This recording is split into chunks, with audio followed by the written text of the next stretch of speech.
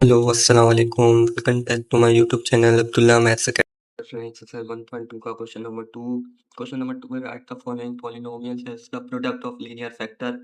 तो हमारे पास पॉलिनोमियल्स दिए हुए हैं, इसको हमें प्रोडक्ट ऑफ लीनियर फैक्टर में तोड़ के लिखना है। तो पॉलिनोमियल्स क्या होते हैं? पॉलिनोमियल्स होते हैं ये जो हमारे पास स्क्वायर दिए हुए हैं यानी पावर। अब पॉलिनोमियल्स यानी पावर सिर्फ प्लस में आएगी 2 हो जाएगी, 3 हो जाएगी, 4 हो जाएगी, 5 हो जाएगी, -2 नहीं होगी, ना -3/2 होगी, ना +3/5। ऐसे पावर डिवाइड में भी नहीं होगी, ना माइनस में होगी, सिर्फ प्लस में होगी। तो पार्ट 1 सॉल्व करते हैं। ये हो गया z square -81 b square iota square. अब देखिए आपको पता है आयोटा स्क्वायर होता है हमारे पास -1 के बराबर। अब इसकी जगह पे -1 लिखा, ये हो गया -1 b स्क्वायर 81।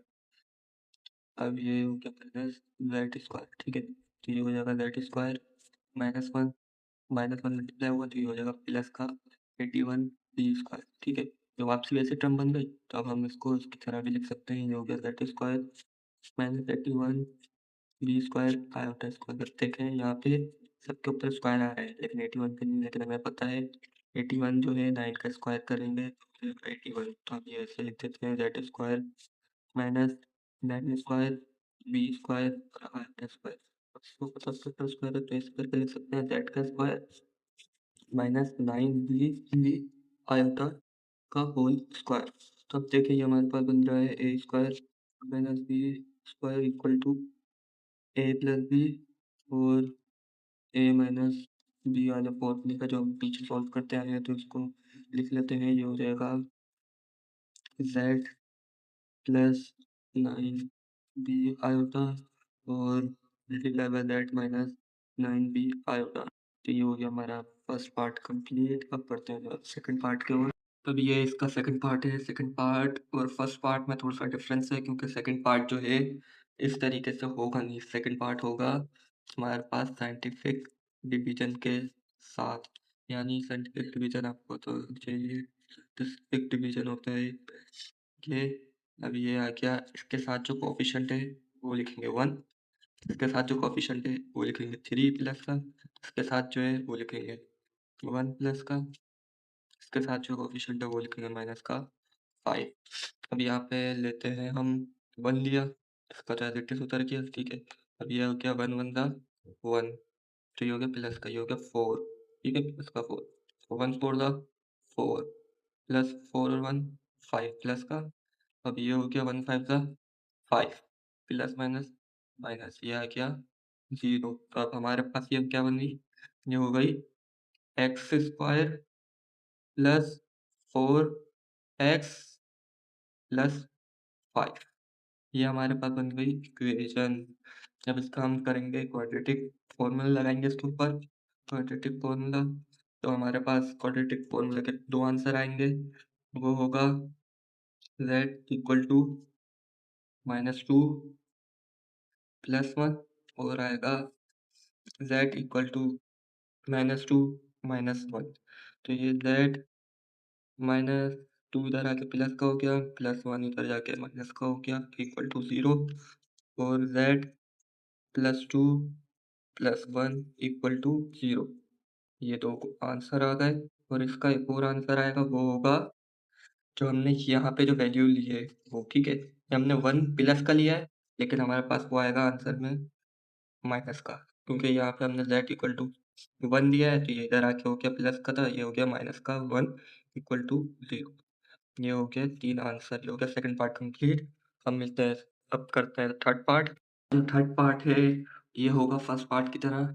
जैसे ये हो गया 4z स्क्वायर, यहाँ पे -9 B square iota square. Iota square आपको होता है 1 के बराबर होता है तो हम इसको आयोटा स्क्वायर की जगह -1 लिखेंगे तो ये वापस करके ये फिटिस बन जाएगा। तो ये 2 का स्क्वायर 4 होता है तो ये हो गया 2z स्क्वायर -3 का स्क्वायर 9 होता है बी 9b आयोटा स्क्वायर। अभी इसका फॉर्मूला लग रहा है, फॉर्मूला लग रहा है ये वाला, A square minus B square equal to A plus B और ए माइनस बी। तो ये लिख देते हैं, ये हो जाएगा 2z +3b आयोटा और 2z -3b आयोटा। ये हो गया इस क्वेश्चन का आंसर। अब बढ़ते हैं नेक्स्ट पार्ट पे। इसका पार्ट 4 करते हैं। पार्ट 4 जो है सेकंड पार्ट के जैसा है।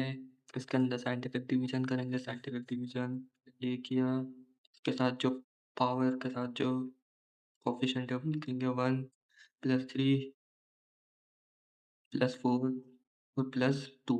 ठीक है, अब ये फेंकते हैं यहाँ पे, -1 लेते हैं, देखते हैं आंसर सही आता है कि नहीं।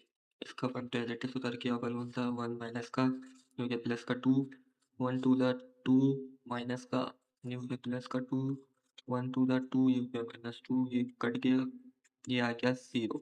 अब इसको पुट करते हैं, ये हो जाएगा x² + 2x और +2। इसको क्वाड्रेटिक फॉर्मूला में कैलकुलेटर में पुट करते हैं, देखते हैं क्या आता है इसका आंसर। इसका आया है z = -1 -1 माइनस आयोटा, और इसका आया है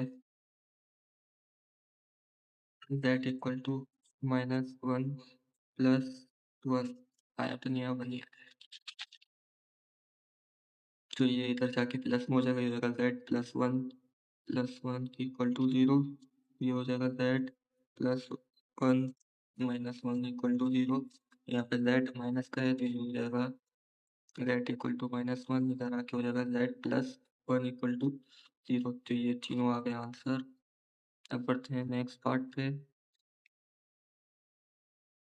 अब इसका फिफ्थ पार्ट करते हैं। फिफ्थ पार्ट भी साइंटिफिक डिवीजन से ही सॉल्व होगा, तो बना लेते हैं। यहाँ पे क्या 1 -7 + 19 और -13। तो अब इधर अपन लेते हैं, ये हो जाएगा इसका 1 एज इट इज, 1 1 1, ये होगा -6, ये होगा क्या -6 चेंज से, तो ये आ गया प्लस का 13, ये 13 था प्लस 13, 13 कैंसिल, ये इट इज 0। अब इसका बनता है x² -6x और प्लस का 13। अब इसका क्वाड्रेटिक फॉर्मूला पुट करेंगे, क्वाड्रेटिक फॉर्मूला में पुट करेंगे तो ये आ जाएगा z = 3 प्लस आयोटा और z = 3 माइनस आयोटा। तो इधर जाके हो जाएगा z -3 minus iota = 0, z -3 plus iota = 0, और यहाँ पे 1 रख देता है तो ये हो जाएगा z = 1, जगह z -1 = 0। ये आ गया तीनों आंसर। अब बढ़ते हैं नेक्स्ट पार्ट पे। अब इस क्वेश्चन का 6 पार्ट करते हैं। इसमें भी साइंटिफिक डिवीजन करेंगे, तो ये आ जाएगा 1 + 3 + 19 + 17। तो इसके अंदर प्लस का है तो इधर एंड में प्लस का आ रहा है तो माइनस के साइन का 1 लिख, ठीक है। तो क्या 1 का 1, ये आ गया 1 1 ज़ा 1 माइनस का, ये बच गया प्लस का 2 और 2 ज़ा 2 प्लस का, ये बच गया माइनस का, ये हो गया प्लस का 17, 1 17 था -17, ये बच गया 0। ये इसका बच गया क्वाड्रेटिक इक्वेशन +2x + 17। इसका फिर क्वाड्रेटिक फॉर्मूला में पुट करेंगे तो हमारे पास आंसर आ रहा है z = -1 + 4 आयोटा और z = -1 - 4 आयोटा। ये सेट चलेगा, ये हो जाएगा z + 1 - 4 आयोटा = 0। ये हो जाएगा z +1 + 4 आयोटा = 0। यहाँ पे -1 लिया है, ये हो जाएगा z = -1, -1 इधर आएगा, ये हो जाएगा z +1 = 0। ये तीनों आंसर आ गए। पढ़ते हैं नेक्स्ट पार्ट पे। अब इस क्वेश्चन में भी साइंटिफिक डिवीजन लगेगा, तो ये हो जाएगी 1 -3 + 4 -2। एंड में माइनस आ रहा है तो यहाँ पे लेंगे माइनस का प्लस का 1, तो ये 1 1 इसका है तो फिर 1 1 1 हो गया -2, 1 1 1 -2, तो ये आ गया प्लस का 2, ये आ गया 1 1 1 2 2 प्लस का, तो ये कट गया। यहाँ आगे इसकी इक्वेशन में x² - 2x + 2। अब इसको क्वाड्रेटिक फॉर्मूले में रखेंगे तो हमारे पास क्वाड्रेटिक फॉर्मूले का आंसर आएगा z = 1 + आयोटा और z = 1 माइनस आयोटा। तो ये हो जाएगा z -1 माइनस आयोटा = 0 और z + -1 plus iota equal to 0। अब ये तीसरा होगा z इक्वल टू 1। इधर आके होगा z प्लस 1 इक्वल टू 0। अब इसके ये 0 पार्ट हो गए। अब मिलते हैं नेक्स्ट वीडियो में। वीडियो अच्छी लगे तो वीडियो को लाइक और चैनल को जरूर सब्सक्राइब कीजिएगा।